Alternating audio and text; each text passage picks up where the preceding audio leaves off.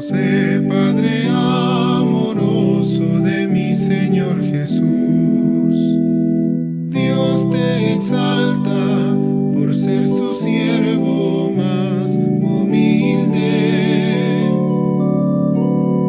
San José, la Iglesia aclama tu divina protección.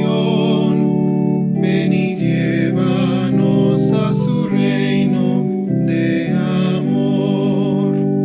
José, hijo de David, justo y fiel esposo de la Virgen María, Dios te eligió para ser su custodio.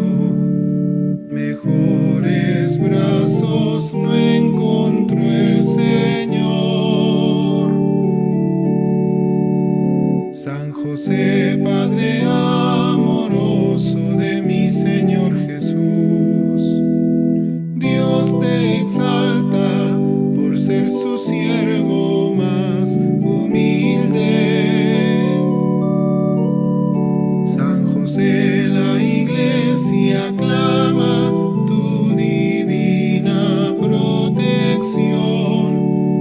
Ven y llévanos a su reino de amor.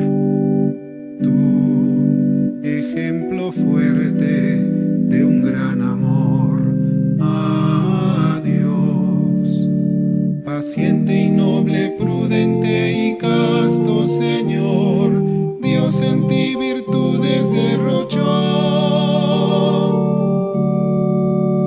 San José, Padre amoroso de mi Señor Jesús, Dios te exalta por ser su siervo.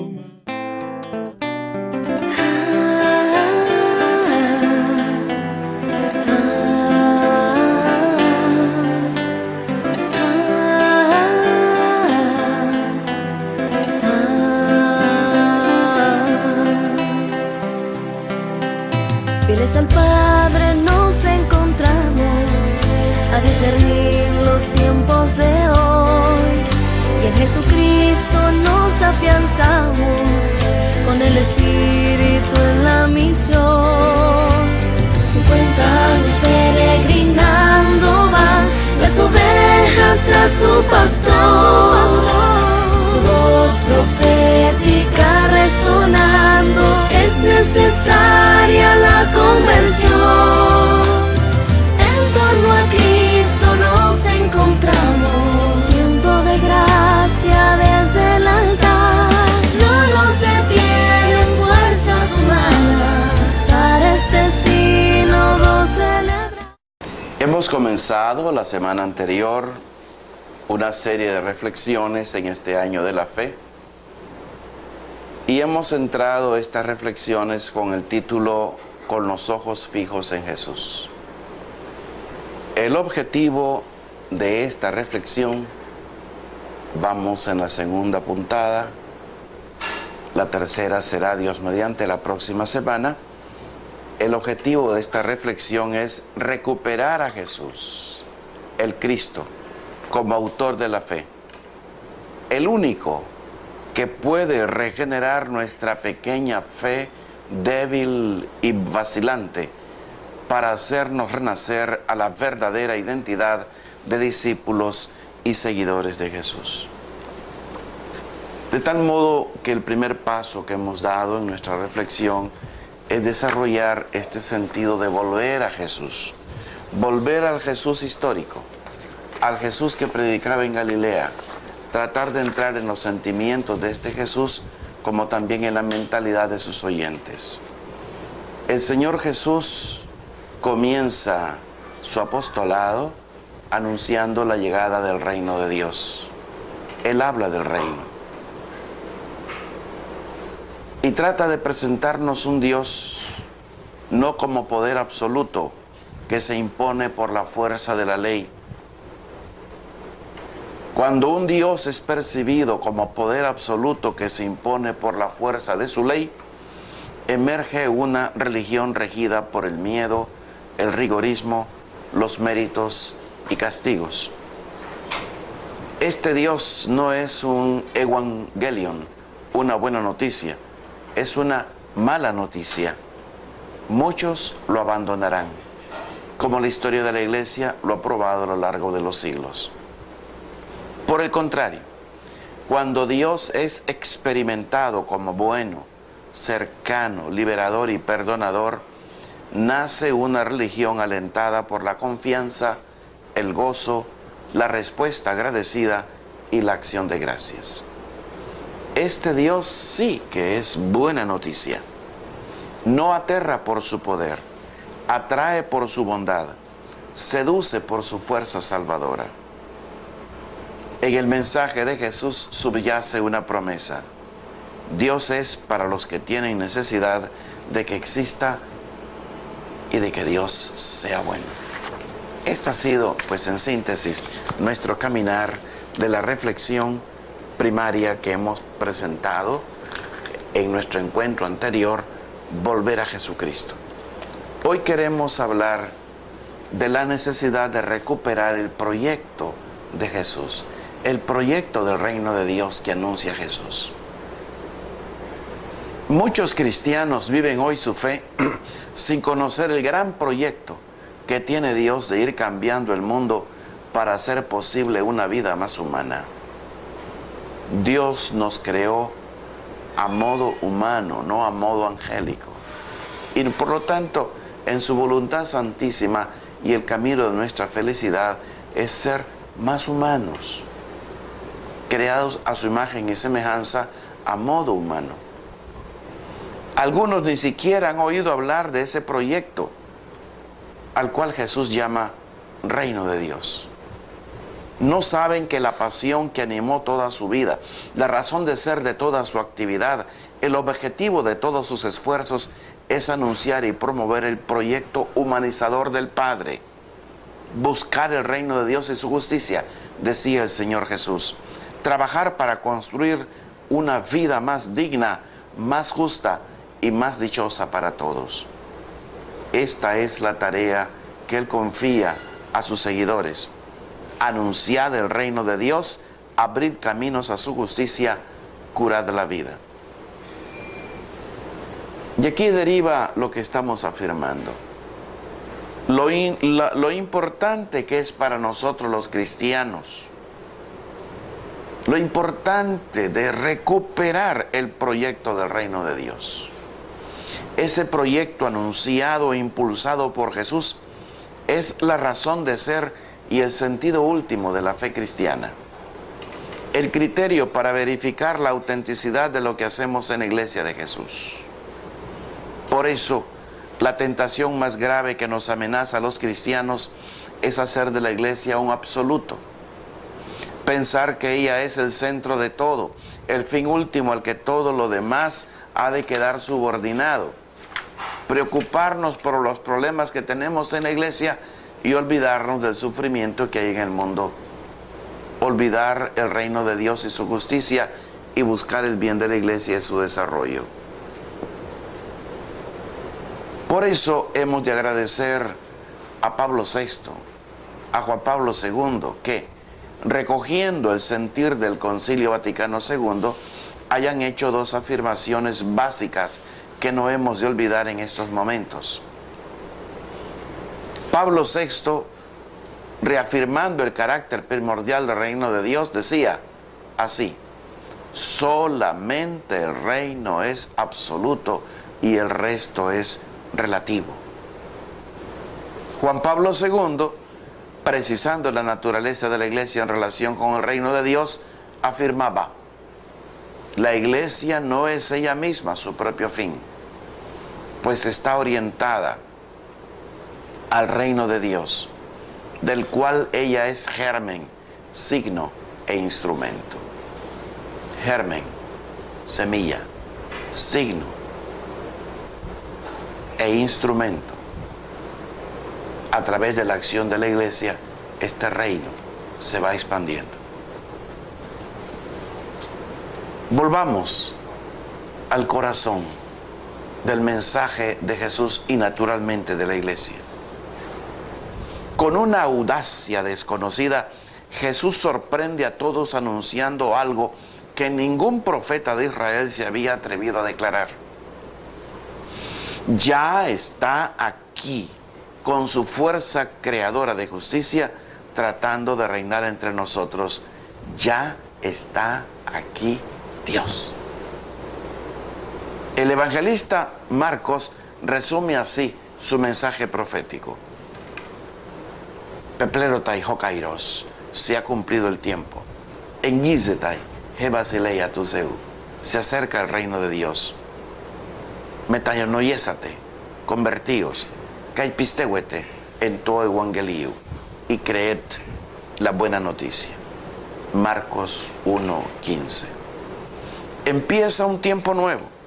Dios no quiere quedarse lejos, quedándonos solos ante nuestros conflictos, sufrimientos y desafíos. Ese Dios, amigo de la vida y Padre bueno de todos, quiere abrirse camino en el mundo para construir con nosotros y junto a nosotros una vida más humana. No es verdad que la historia tenga que discurrir inevitablemente por caminos de injusticia y de sufrimientos. Y que esta sea la voluntad de nuestro buen Dios. No, Dios no nos creó para el sufrimiento, para la muerte. Hay alternativas. Dios está comprometido en promover un mundo diferente y mejor. Nos creó a su imagen. Y si Él es amor, si Él es comunidad, si Él es vida, si Él es expansión, gozo y alegría, así tiene que ser la persona humana y el encuentro verdaderamente humano. Hemos de convertirnos a este Dios que está siempre llegando a nuestra vida. Cambiar de manera de pensar y de actuar. Entrar en la lógica y la dinámica del reino de Dios. El Padre no puede cambiar el mundo si nosotros no cambiamos. Él ha querido asociarnos a esta obra de regeneración del cosmos, del universo, del macrouniverso y del micro que somos nosotros.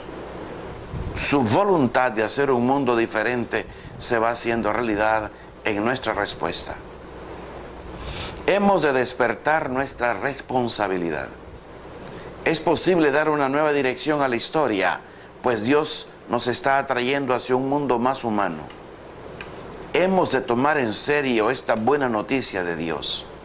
Creer en el poder transformador del ser humano atraído por Dios hacia una vida más digna.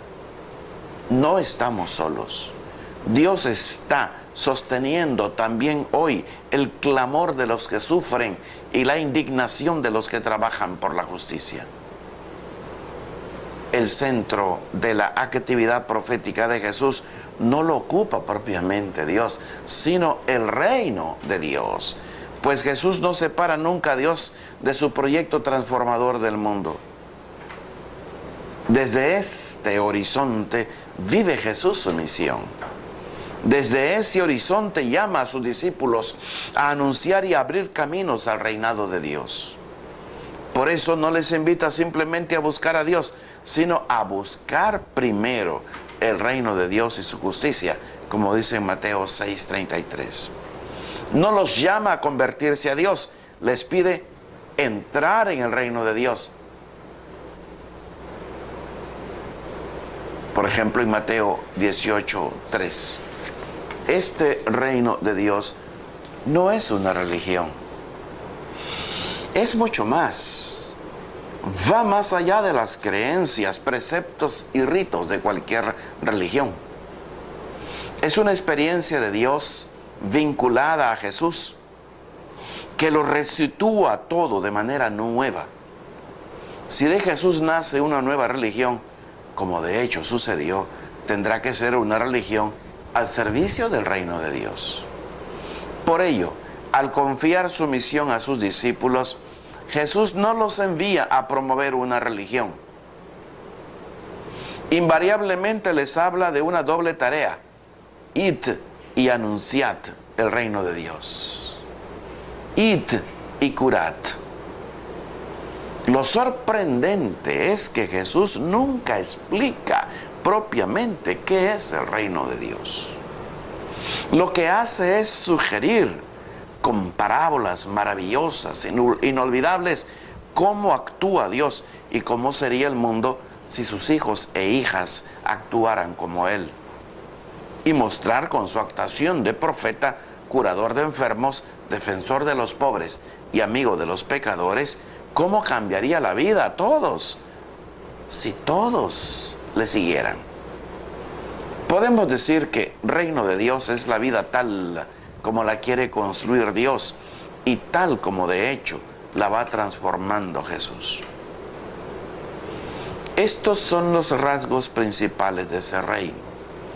Una vida de hermanos alentada por la compasión que tiene hacia todos el Padre del cielo.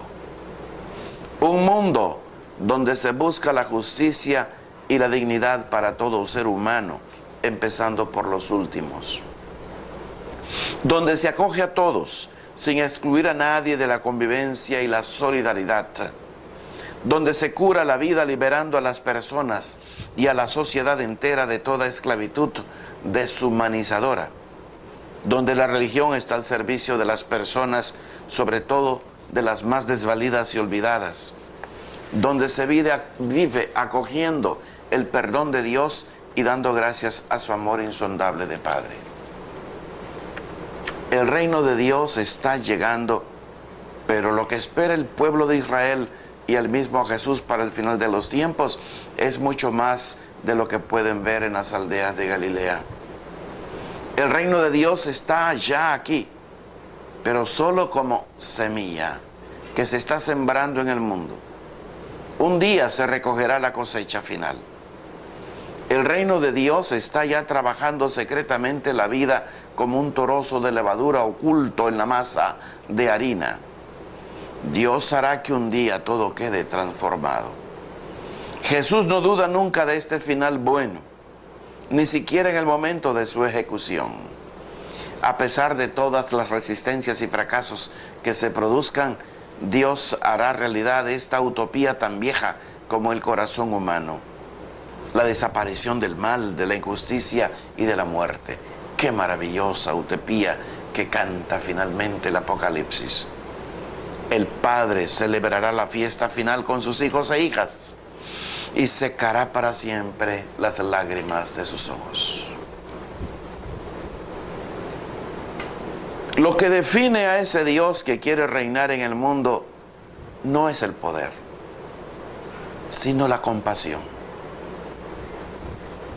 Lo digo de otra forma, la compasión es el principio de acción de Dios. No viene a imponerse y dominar al ser humano. Se acerca para hacer nuestra vida más digna y dichosa. Él nos quiere felices. Esta es la experiencia que comunica Jesús en sus parábolas más conmovedoras. Basta que recuerden ustedes la parábola mal llamada del hijo pródigo, creo que debe ser llamada del Padre bueno, en Lucas 15, del 11 al 32, o la parábola del dueño de la viña, Mateo 20, del 1 al 15, en donde el Padre, aunque llama a diversas horas a trabajar a su viña, Él quiere que todos estén bien pagados. Recuerden la parábola del fariseo y el recaudador que subieron al templo para orar en Lucas 18, del 9 al 14. La compasión de nuestro Dios.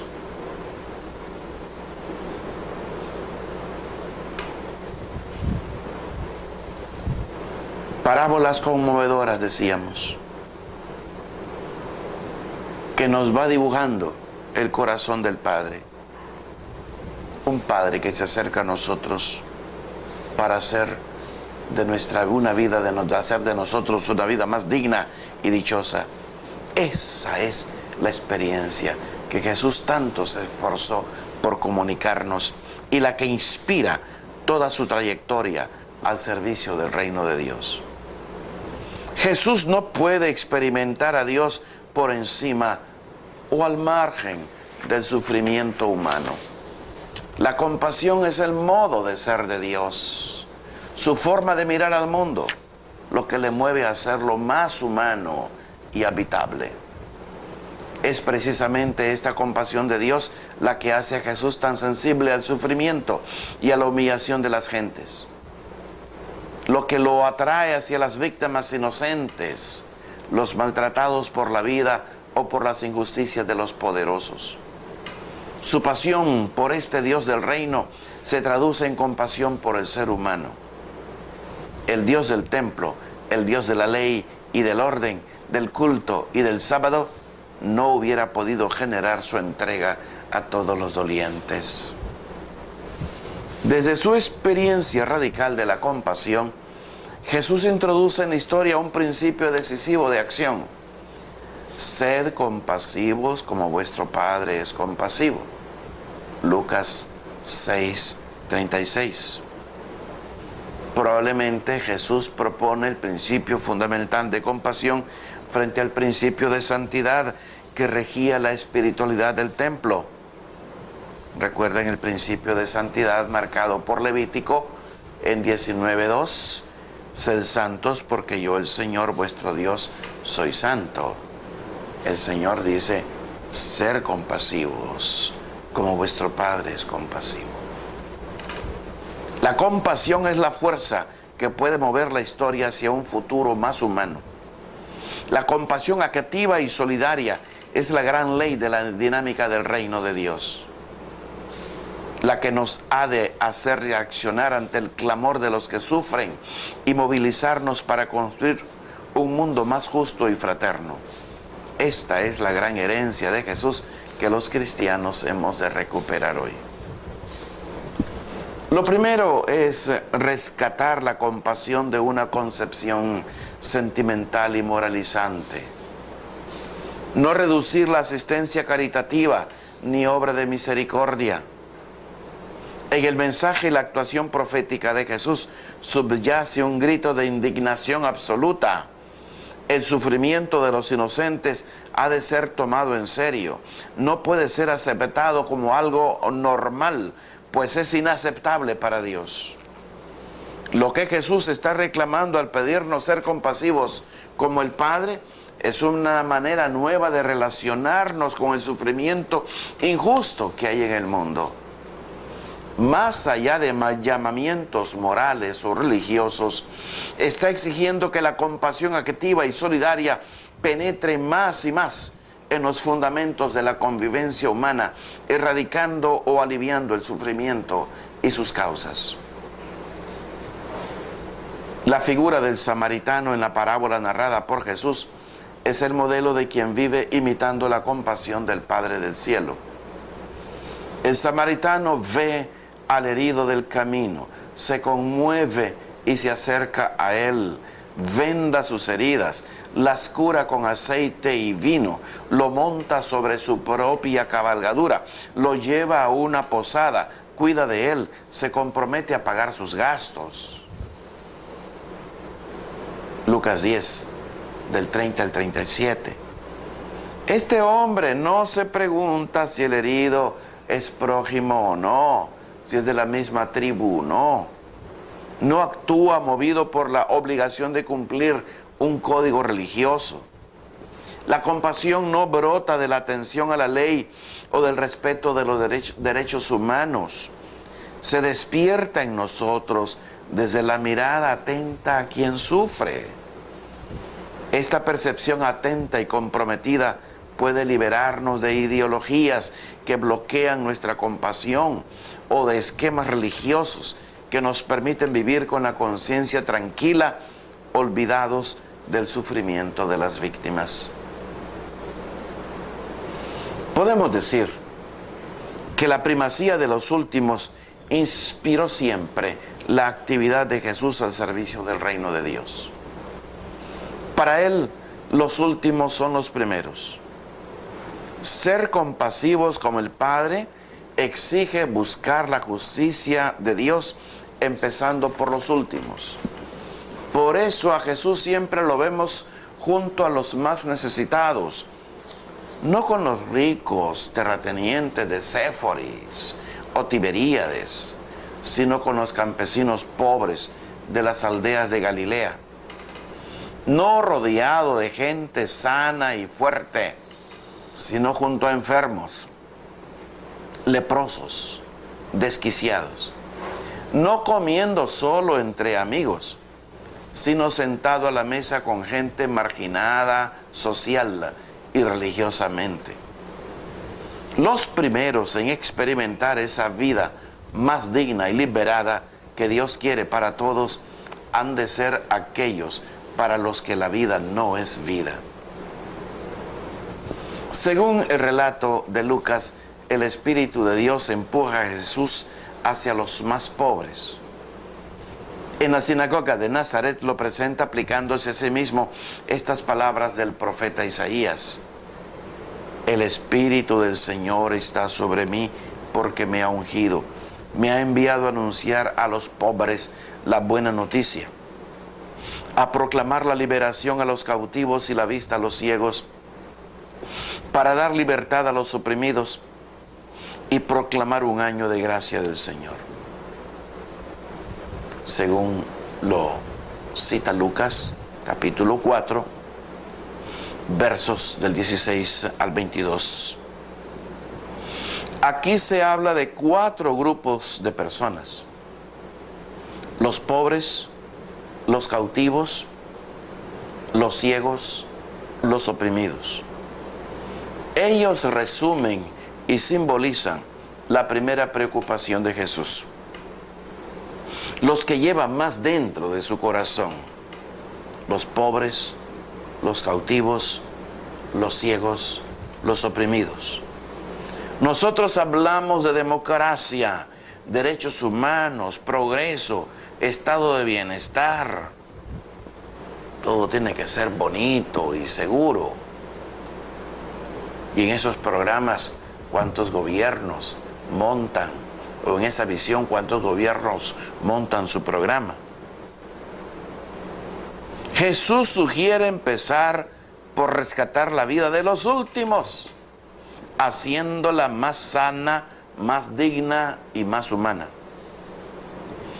Movido por ese espíritu, comienza a hablar en un lenguaje provocativo, original e inconfundible: las bienaventuranzas. Quiere dejar claro que los últimos son los predilectos de Dios. Son gritos que le salen de dentro al mirar la realidad desde la compasión de Dios. Ve cómo las familias se van quedando sin tierras al no poder defenderlas frente a los terratenientes que presionan por cobrar sus deudas, y grita: dichosos los que os estáis quedando sin nada, porque de vosotros es el reino de Dios. Conoce de cerca la desnutrición y el hambre, sobre todo de niños y mujeres, y no puede reprimir su reacción. Dichosos los que ahora tenéis hambre, porque Dios os quiere saciados. Ve llorar de rabia e impotencia cuando los recaudadores se llevan lo mejor de sus cosechas, y grita: dichosos los que ahora lloráis, porque Dios os quiere ver riendo. Lucas 6, del 20 al 21. Todo esto no significa ahora mismo el final del hambre y la miseria, pero sí una dignidad indestructible para las víctimas de abusos y atropellos. Ellos son los predilectos de Dios. Esto da a su dignidad una seriedad absoluta. Los que no interesan a nadie son los que interesan a Dios. Los que sobran en los imperios que construyen los poderosos tienen un lugar privilegiado en su corazón. Los que no tienen una religión que los defienda, le tienen a Dios como Padre. En ninguna parte se está construyendo la vida tal como la quiere Dios, sino es liberando a los últimos de su miseria y humillación.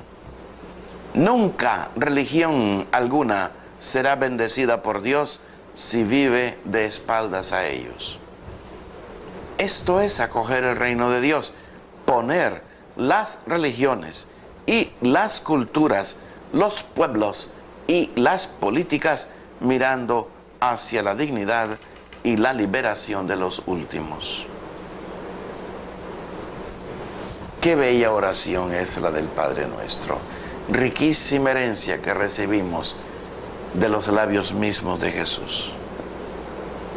El Padre Nuestro es la oración que Jesús nos dejó en herencia a los que decimos seguirlo y amarlo. La única que les enseñó para alimentar su identidad de seguidores suyos y colaboradores en el proyecto del reino de Dios. Desde muy pronto, el Padre Nuestro se convirtió no solo en la oración más querida por los cristianos, sino en la plegaria litúrgica que identifica a la comunidad eclesial reunida en el nombre de Jesús. Por eso se les enseñaba a recitarla a los catecúmenos antes de recibir el bautismo. Esta oración, pronunciada a solas y en comunidad, meditada e interiorizada una y otra vez en nuestro corazón, puede también hoy reavivar nuestra fe y nuestro compromiso por el reino de Dios. El Padre Nuestro se pronuncia siempre en plural. Es una oración al Padre del cielo, al que oramos unidos a todos sus hijos e hijas que viven en el mundo. Comienza con una invocación confiada a Dios, Abba, a la que siguen 3 grandes anhelos centrados en el reino de Dios y 4 gritos salidos desde las necesidades más básicas de la humanidad que no conoce todavía en plenitud el reino de Dios. Abuna, Padre Nuestro. Esta bella oración nos descubre como ningún otro texto evangélico los sentimientos que guardaba Jesús en su corazón. Es la mejor síntesis del Evangelio, breviloquium evangelii, lo llamaban los santos padres. Es la oración que mejor nos va identificando con Jesús. Pueden ustedes reencontrarla en Mateo 6, del 9 al 13, y en el paralelo Lucas 11, del 2 al 4. Santificado sea tu nombre de Padre. Que nadie lo ignore o desprecie. Que nadie lo profane violando la dignidad de tus hijos e hijas. Que sean desterrados los nombres de todos los dioses e ídolos que matan a tus pobres. Que todos bendigan tu nombre de Padre bueno. Venga tu reino. Que se vaya abriendo camino en el mundo tu justicia, tu verdad y tu compasión. Que tu buena noticia les llegue ya a los últimos de la tierra. Que no reinen los ricos sobre los pobres. Que los poderosos no abusen de los débiles. Que los varones no maltraten a las mujeres. Que no haya mujeres que destruyan al hombre. Que no demos a ningún César lo que es tuyo, Padre, tus pobres. Hágase tu voluntad en la tierra como en el cielo.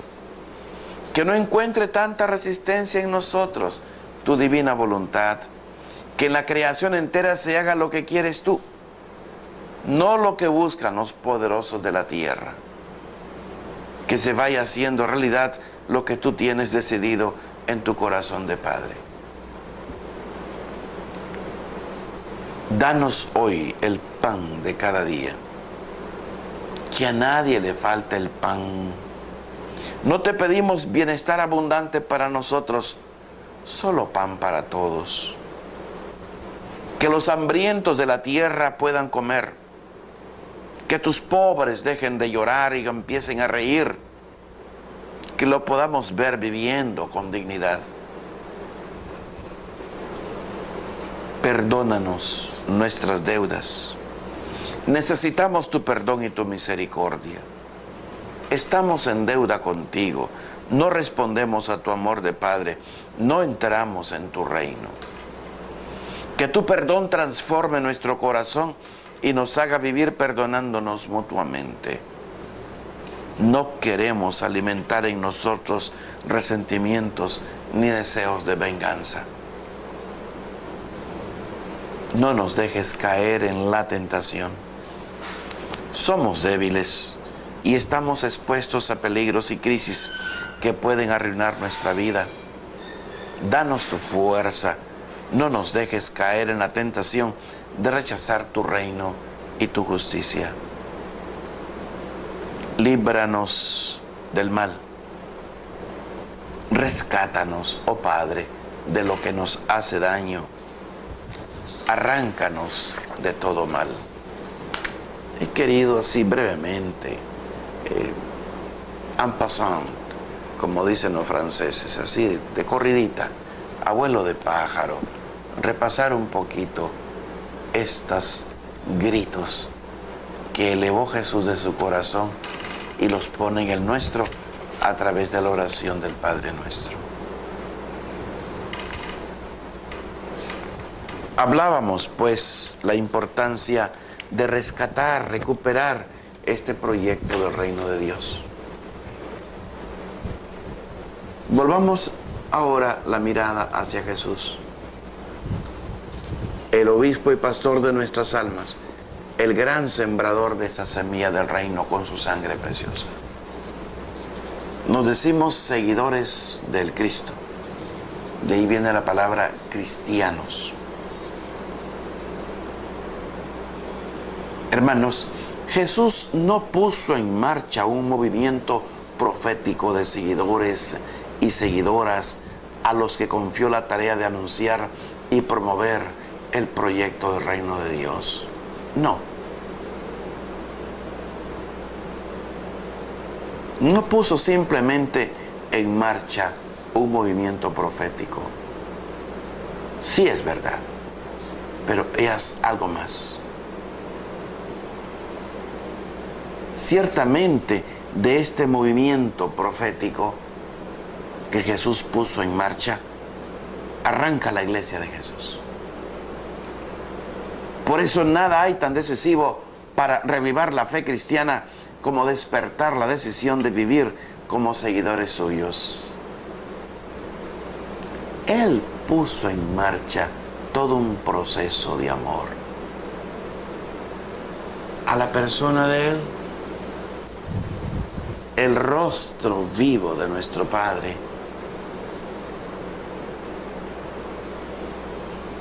Porque Él es el camino, el único camino que nos conduce al reino de Dios, al corazón del Padre.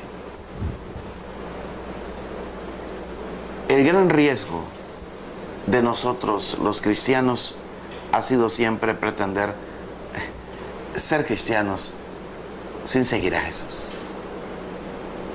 Y hacemos obras maravillosas, predicamos magníficamente, tenemos excelentes principios morales, pero no hay una adhesión personal al Señor Jesús. De hecho, en nuestras comunidades hay cristianos buenos, hombres de buena voluntad, que viven su religión sin haber tomado nunca la decisión de vivir siguiendo a Jesús. Y seguirlo a Él implica conocerlo a Él, contemplarlo a Él, ver cómo pensaba Él, cuáles eran sus criterios. Por algo el Verbo se hizo carne, para hablarnos al modo humano, no solo con palabras, sino con gestos, con hechos, sobre el corazón del Padre, e introducirnos en ese corazón. El criterio primero y la clave decisiva para entender y vivir la fe cristiana es vivir en amistad con Él, seguirlo a Él. Quien le sigue va descubriendo el misterio que se encierra en Él, se coloca en la perspectiva correcta para entender su mensaje y va aprendiendo a trabajar hoy desde su iglesia al servicio del reino de Dios. Seguir a Jesucristo constituye el núcleo, el eje y la fuerza que permite a una comunidad cristiana desplegar su fe en Jesucristo. Por eso, seguir a Jesús es la opción primera que ha de hacer un cristiano. Esta decisión lo cambia todo. Es comenzar a vivir de manera nueva la adhesión a Jesús y la pertenencia a la iglesia. Encontrar por fin el camino, la verdad, el sentido, la razón del vivir cotidiano, del vivir diario. Poder vivir dando un contenido concreto a nuestra fe, pues seguir a Jesús es creer en lo que Él creyó, dar importancia a lo que Él le daba, interesarse por lo que Él se interesó, defender la causa que Él defendió, mirar a las personas como Él las miraba, acercarnos a los que sufren como Él se acercaba, sufrir por lo que Él sufrió, confiar en el Padre como confiaba Él, enfrentarnos a la vida y a la muerte con la esperanza con la que Él se enfrentó. Los primeros cristianos entendían su vida como la aventura de seguir a Jesús, haciéndose hombres nuevos y mujeres nuevas. Lo decisivo para seguir a Jesús es escuchar su llamada. Él está vivo, Él está hablando, Él llama. Los relatos evangélicos lo dejan muy claro. Nadie se pone en marcha tras los pasos de Jesús siguiendo su propia intuición o sus deseos de vivir un ideal. Es Jesús quien toma siempre la iniciativa. El seguimiento comienza cuando alguien se siente llamado personalmente por Él y acoge su llamada. Por eso la fe cristiana no consiste primordialmente en creer algo, sino en creerle a alguien por quien nos sentimos atraídos y llamados. El deute opisomo, ven, acoluzaimoi, sígueme. Este encuentro personal es absolutamente necesario para hacer la experiencia cristiana, más aún en estos tiempos en los que las ideologías, los sistemas y las doctrinas están en crisis. Cuando falta esta adhesión personal viva, interiorizada, cuidada y reafirmada continuamente en el propio corazón y en la comunidad del creyente, la fe corre el riesgo de empobrecerse, reduciéndose a aceptación doctrinal, práctica de obligaciones religiosas y obediencia a una disciplina. Es muy fácil entonces ideologizar la fe, subordinando inconscientemente la fuerza de la religión a estrategias políticas de derechas o de izquierdas, que es el fenómeno que estamos asistiendo en nuestra Nicaragua de nuestros días, cómo esta fe se está ideologizando por ciertas personas que lo que quieren es vender sus proyectos humanos, y ciertamente no hay adhesión personal a Cristo. Porque si hubiese adhesión personal a Cristo, habría más sinceridad en los proyectos y no poner ciudadanos de primera y segunda categoría. Ni se daría trabajo nada más a quien milita en el partido. Se serviría a la nación, a todos los ciudadanos. Seguir a Jesús no es copiar un modelo, reproduciendo en nosotros los rasgos de un gran maestro del pasado, a quien nos sentimos llamados a imitar, como el discípulo a su maestro gurú, que hasta la barba blanca larga quisiera tener y los pelos largos, como el gurú. Es mucho más apasionante que eso. Los evangelios no hablan nunca de imitación, sino de seguimiento. Jesús no es un espejo, Jesús es un camino. La imitación puede llevar a actitudes serviles y fundamentalistas que ahogan la creatividad y la renovación de la fe. Para los cristianos, Jesús no es un gran líder que vivió hace 20 siglos y que cada día que pasa va quedando más lejos de nosotros y de nuestros problemas. Jesús es hoy el resucitado que está vivo en medio de nosotros, inspirando nuestras vidas. Por una parte, acercándonos a Jesús, narrado por los evangelios, vamos conociendo las grandes actitudes que vivió en Galilea y que hemos de interiorizar siempre sus seguidores. Por otra parte, escuchando lo que el Espíritu del resucitado dice hoy a las iglesias, vamos buscando de manera creativa cómo reproducir ese estilo de vida de Jesús en contextos siempre nuevos. Seguir a Jesús es una metáfora tomada de la costumbre que tenía Jesús de caminar como los maestros judíos unos pasos por delante de sus discípulos. Esta metáfora expresa muy bien lo que es la fe en Jesús, el Cristo. El seguimiento exige una dinámica de movimiento. Seguir a Jesús significa dar pasos concretos, ponernos en camino, convertirnos a Jesucristo, identificarnos cada vez más con Él. El que se detiene, se instala en su propia vida, se va quedando lejos de Jesús. Lo contrario del seguimiento es el inmovilismo. Hemos de revisar el riesgo de entender y vivir la fe de forma pasiva y estática, solo de cumplir con ciertas normas. El cristiano de misa dominical, no hablo del cristiano que va a la Eucaristía cuando le ronca su regalada gana o cuando se siente presionado. La fe no es algo que se tiene. Unos la poseen y otros no. No, la fe no es una cosa. La fe es una vida que se despierta, crece y se despliega. Según Pablo de Tarso, el que cree en Jesucristo se va renovando de día en día.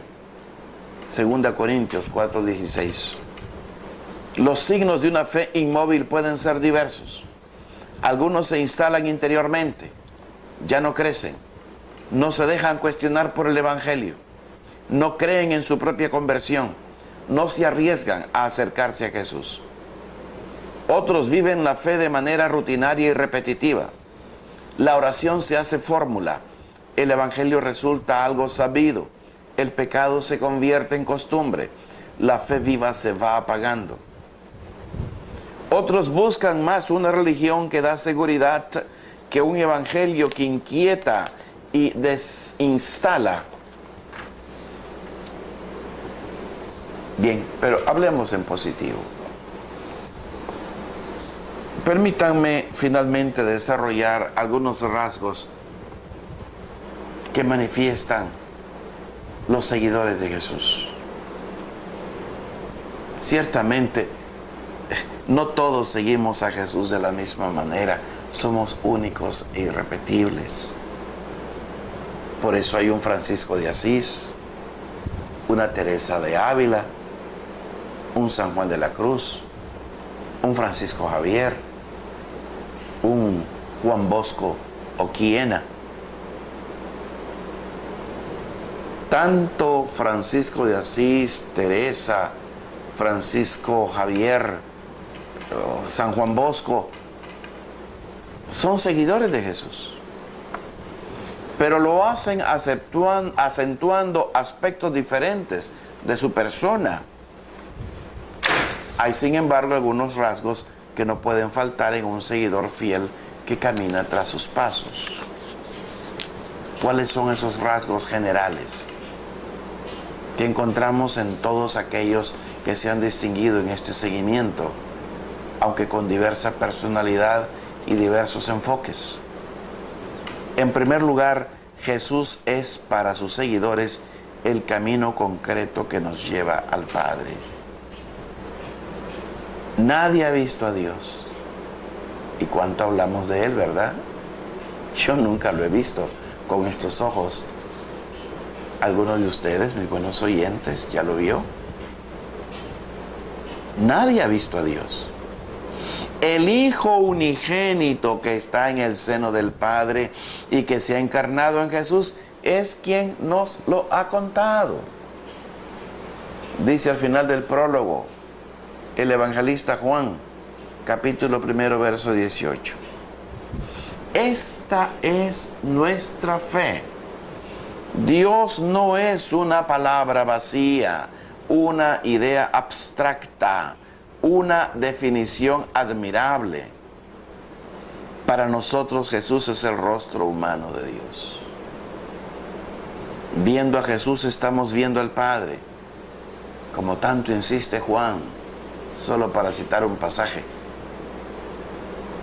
En los discursos de despedida, Juan 14:9. Conociendo a Jesús, vamos conociendo cómo se preocupa por nosotros este Padre amantísimo. Cómo nos busca cuando andamos perdidos. Cómo nos acoge cuando nos sentimos olvidados.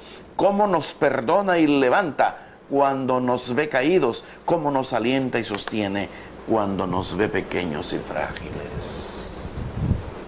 El nombre que Él mismo se da, Dios, en el Antiguo Testamento es Yahvé. Ani Esye, Esher, Esye. Yo soy el que soy. Ani Yahvé. Yo soy el que existo. Yahvé viene de Javá, respirar. Yo soy el que respiro. Y si respiro, estoy vivo. Si estoy vivo, actúo. Me muevo. No es una definición ontológica de su existencia. Justamente este nombre señala que es un Dios actuante, un Dios cercano, un Dios que ama a su criatura. He visto el sufrimiento de mi pueblo y he bajado para que tú vayas. Moisés pregunta, cuando me digan de parte de quién voy, yo soy Yahvé. El Dios de tus padres, Abraham, Isaac, Jacob, rostros concretos, determinados. Un Dios que personaliza, que no nos toma en masa, que nos considera a todos y cada uno de nosotros. Esta convicción profunda anima la vida de todos aquellos que son en verdad seguidores de Jesús. Ese Jesús es el camino concreto que nos lleva a nuestro Padre amantísimo. En segundo lugar, Jesús enseña a quienes lo siguen a ser hijos e hijas de Dios, viviendo dos actitudes fundamentales. Primero, la confianza plena. La vida entera de Jesús transpira una confianza total en su Padre. Se entrega a Él sin cálculos, sin recelos ni estrategias. Jesús no anda con una carta debajo de la manga. Por eso le apena tanto la fe pequeña de sus discípulos. Llegará hasta regañar a los hombres de poca fe. ¿Hasta cuándo voy a tener que soportarlos? Confianza. Porque Él es mi Padre, yo soy su Hijo. Segundo, esa confianza en el Padre le hace vivir en una actitud de docilidad incondicional. Para Él lo primero es buscar y hacer la voluntad del Padre de manera creativa, libre y audaz. Nadie lo apartará de ese camino. Así Él nos convida a vivir a los que lo seguimos. Así vivirán siempre sus seguidores. Siguiendo una corriente que se venía gastando en el judaísmo, también Jesús establece una estrecha conexión entre el amor a Dios y el amor al prójimo. Son inseparables. No es posible amar al Padre y desentenderse del hermano. Lo que va contra el ser humano va contra Dios. Pero en las comunidades cristianas se recordaba el modo peculiar de amar propio de Jesús. En el Evangelio de Juan se recoge así su herencia. Este es mi mandato, que os améis unos a otros como yo os he amado. Juan 15:12. Por eso los seguidores de Jesús se esfuerzan por amar a su estilo, ofreciendo el perdón a quienes nos han ofendido, practicando la compasión solidaria con los más necesitados, dando prioridad a los más pobres y desvalidos. Por último, no hemos de olvidar que seguir a Jesús es vivir al servicio del proyecto del reino de Dios inaugurado por Él. Los evangelios recogen esta misión confiada a Jesús por los suyos con diferentes lenguajes. Si ustedes comparan Juan 20:21 con Hechos 1:8, Mateo 28 del 19 al 20. En síntesis, los discípulos han de sentirse enviados por Él como Él es enviado por el Padre. Es el acento que pone Juan. Han de ser en todas partes testigos de Jesús. Es el acento que coloca Lucas. Han de hacer discípulos de Jesús, bautizando y enseñando a las gentes a vivir como Él. Es el tono que subraya Mateo al traernos el mandato de Jesús. Así que, mis buenos hermanos, los seguidores de Jesús anunciamos y promovemos el reino de Dios desde su iglesia. Él manda en equipo, no manda francotiradores. Los manda despojados de todo, pero de un compañero, no. Por eso, una de nuestras tareas más importantes es contribuir a hacer entre todos una iglesia más fiel a Jesús y a su proyecto del reino de Dios. Pero naturalmente nuestra primera contribución ha de ser nuestra propia conversión. Por eso no son pocas las preguntas que nos podemos hacer en nuestras comunidades. ¿Qué hacemos por crear un clima de conversión en el seno de la iglesia, siempre necesitada de renovación y transformación?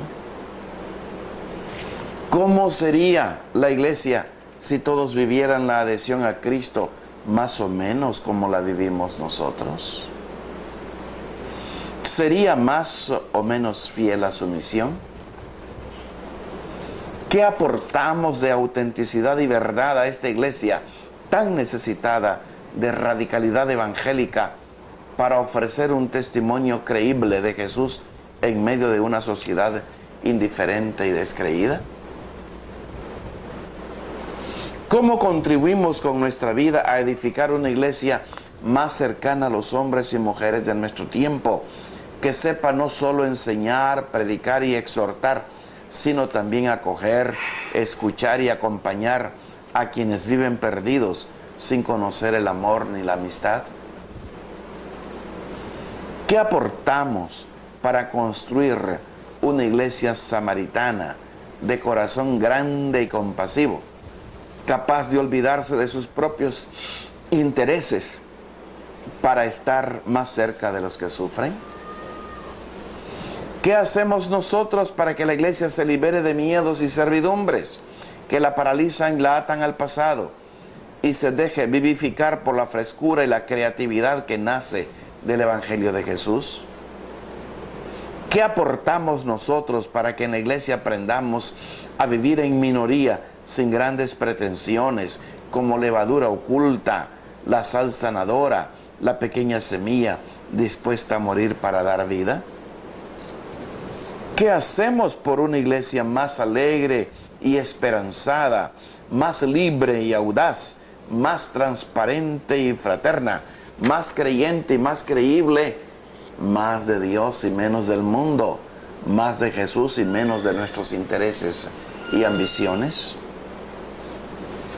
No olvidemos que la iglesia cambia cuando cambiamos nosotros. Se convierte cuando nosotros nos convertimos. ¿Por qué no vamos a trabajar en los próximos años en esa tarea difícil pero apasionante de pasar en la historia de la iglesia a una fase nueva, más fiel a Jesús y a su proyecto del reino de Dios? Y este es el objetivo del sínodo al cual hemos llamado y cuyas sesiones preparatorias ya están en fase de conclusión para ir a las asambleas finales, hacer una iglesia más viva al servicio del reino de Dios. Todos podemos contribuir a que en la iglesia se sienta y se viva a Jesús de manera nueva. Podemos hacer que su rostro sea más parecido al suyo. Podemos trabajar por una iglesia a la que la gente sienta como amiga de pecadores. Una iglesia que salga al encuentro de los perdidos. Una iglesia preocupada por la dignidad y la felicidad de las personas. Una iglesia que acoge, escucha y acompaña a cuantos sufren.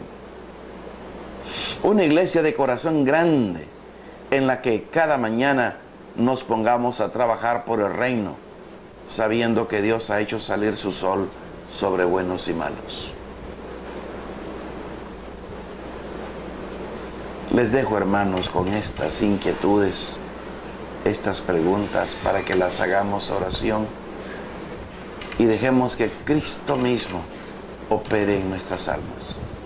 Y la bendición de Dios Todopoderoso, del Padre, del Hijo y del Espíritu Santo descienda sobre cada uno de ustedes. Amén.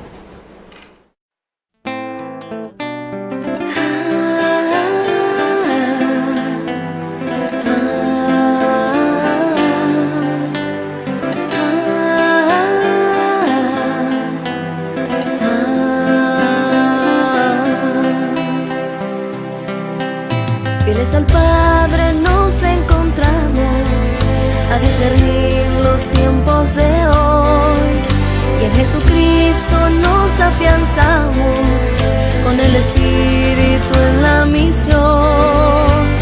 50 años peregrinando van las ovejas tras su pastor, su voz profética resonando es necesario